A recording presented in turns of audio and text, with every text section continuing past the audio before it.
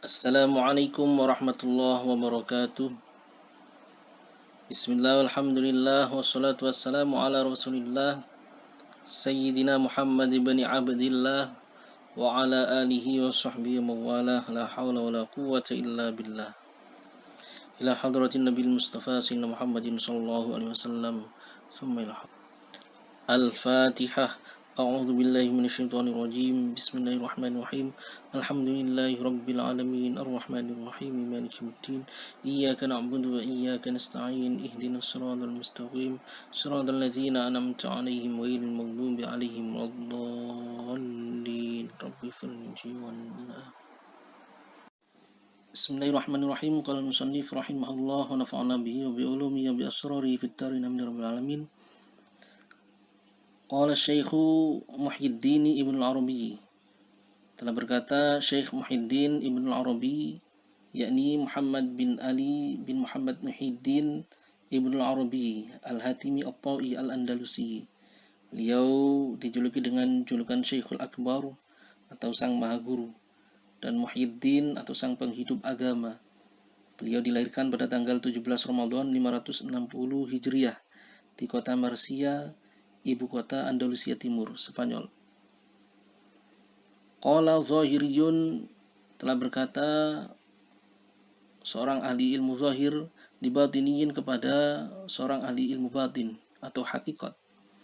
Kullu haqiqatin la syari'ata laha fahiya atilatun. Setiap hakikat yang tidak disertai dengan ilmu syariat atau amalan syariat, fahiya atilatun, maka itu akan kosong, sepi, li'annaha 'ariyatun 'anil furu'i, dikarenakan itu akan kosong atau sepi dari cabang atau tidak memiliki cabang, sehingga tidak bisa menampakkan syiar-syiar Islam, dikarenakan syiar-syiar Islam akan tampak dengan amalan-amalan syariat. Faqala batiniyun li zahiriyin, maka kemudian seorang ahli ilmu batin tadi atau ilmu hakikat berkata kepada ahli zahir tadi, kullu syari'atin la haqiqata laha fahiya batilatun. Setiap ilmu syariat yang tidak disertai dengan ilmu hakikat, maka itu akan rusak atau batal. Li'annal haqiqata hiyal aslu, dikarenakan ilmu hakikat itu merupakan pokok atau dasar atau pondasi. Wa 'alaiha yubna kullu far'in, dan di atasnya lah akan dibangun setiap cabang atau akan tumbuh setiap cabang. Jadi amalan syariat tanpa didasari ilmu hakikat, maka amalnya akan sia-sia.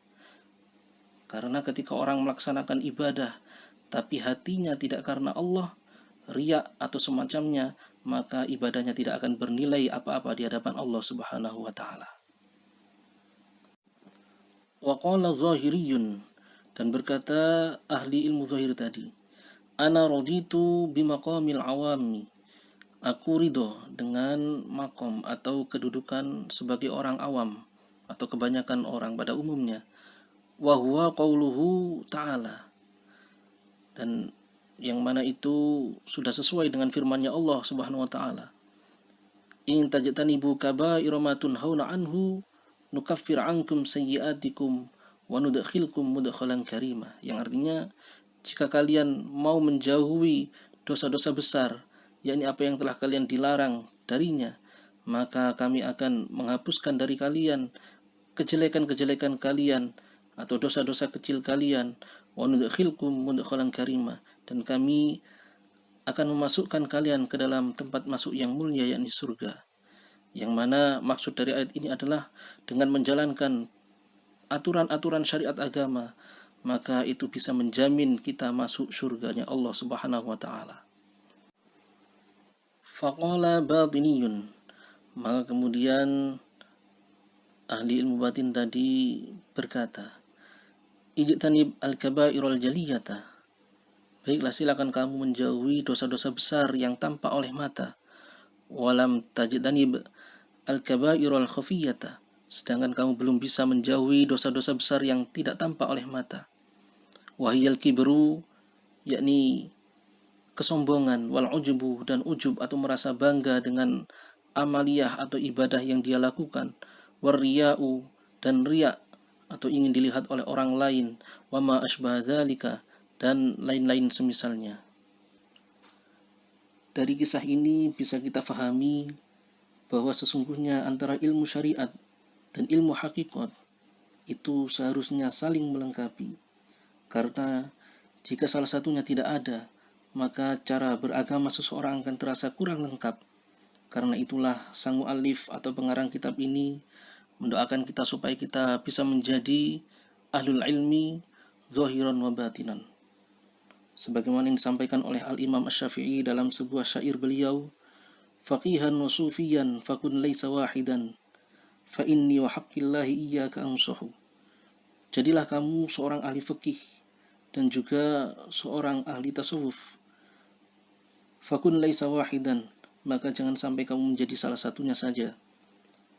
Fa inni wa haqqillahi iyyaka ansuhu, maka sesungguhnya aku demi Allah, aku ingin memberikan nasihat kepadamu. Fadzalika qasin qalbuhu lam yadhuktuka, maka orang yang hanya ahli fikih saja, ahli syariat saja, hatinya akan keras dan tidak bisa merasakan kenikmatan takwa kepada Allah Subhanahu wa taala. Wa hadza jahulun wa kaifadzul jahli yasluhu. Sedangkan orang yang hanya ahli dalam ilmu tasawuf saja, akan tapi dia kurang dalam hal pemahaman ilmu syariat, maka dia akan menjadi orang yang sangat bodoh. Dan bagaimana orang yang bodoh akan menjadi orang yang baik atau orang yang sholih. Wabillahi ay wabisababi i'anatihi, dan dengan sebab pertolongan dari Allah, at-taufiqu, kita akan mendapatkan taufik atau kemudahan dalam menjalankan ibadah. Sebagaimana keterangan dalam kitab Tafsir Al-Baghawi dalam menafsiri ayat wa ma taufiqi illa billah, yang mana di situ at-taufiq diartikan dengan tashilu sabil khair wa ta'ah, yakni mempermudah seorang hamba untuk menempuh jalan kebaikan dan taat atau ibadah kepada Allah Subhanahu wa taala.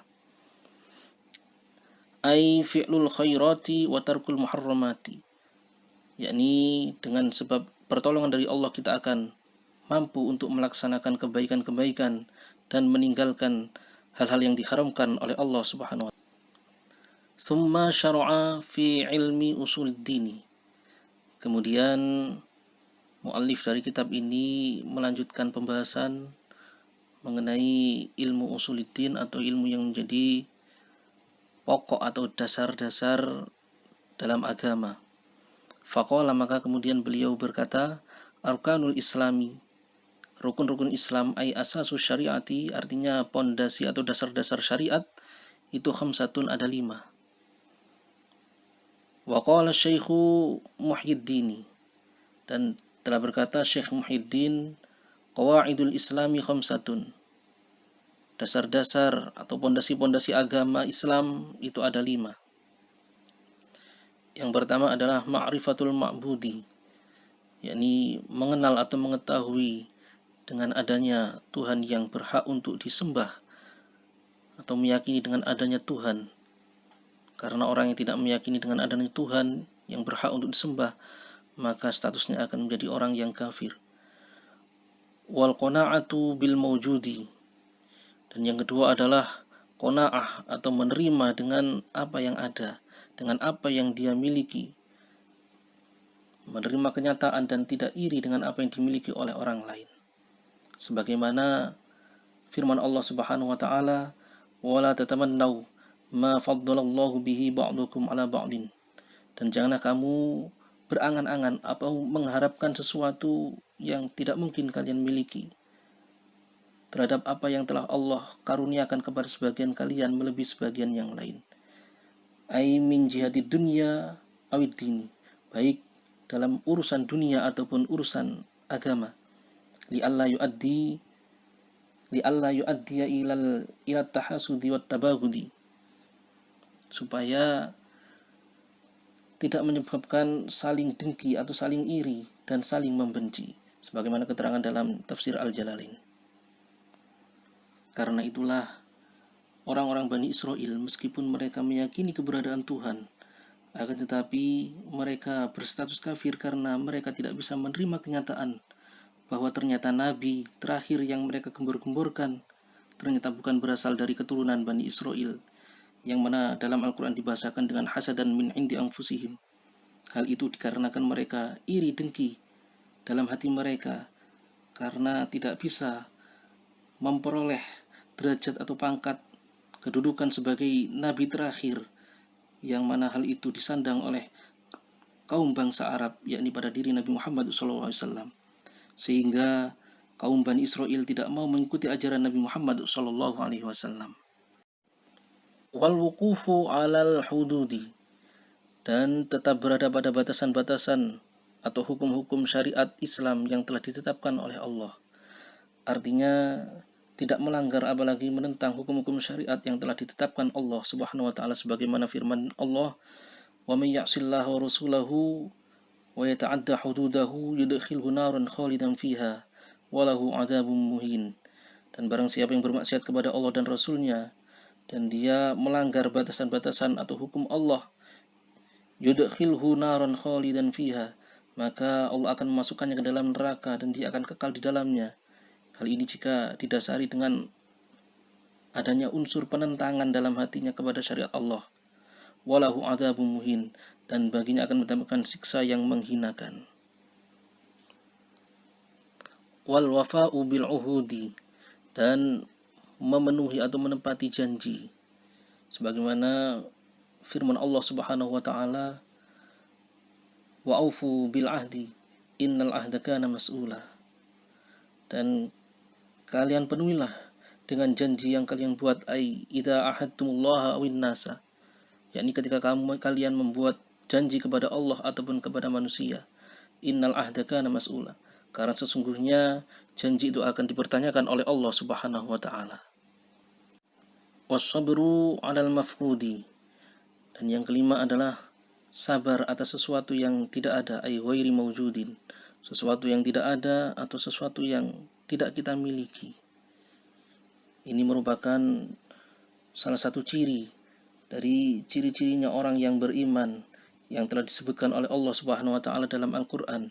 Was-sabirina fil ba'sa'i wad-dharra, orang-orang yang mampu bersabar dalam keadaan yang sangat kesulitan, ai syiddatil faqri, keadaan yang sangat kekurangan atau sangat fakir dan sangat susah, yakni sesulit apapun kondisi yang dialami tidak akan membuatnya tamak terhadap apa yang dimiliki oleh orang lain, karena tamak itu bisa menjadi awal penyebab terjadinya tindak kejahatan. Wallahu a'lam bishawab.